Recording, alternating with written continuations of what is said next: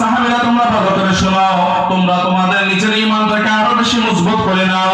আমার উম্মতদেরকে তোমরা জানিয়ে দিবা আল্লাহ রাব্বুল আলামিন আমি নবীকে আর কত মর্যাদা দান করেছেন। কালকে কিয়ামতের কঠিন দিনে আমার নবীর কত শান, আমার নবী কত মান, আমার নবী কত বরকত আলা নবী।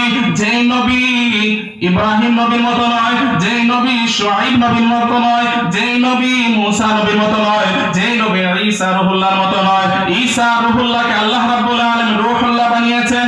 ইব্রাহিম আলাইহিস সালাতু ওয়াস সালামকে আল্লাহ রাব্বুল আলামিন খলিলুল্লাহ বানিয়েছেন।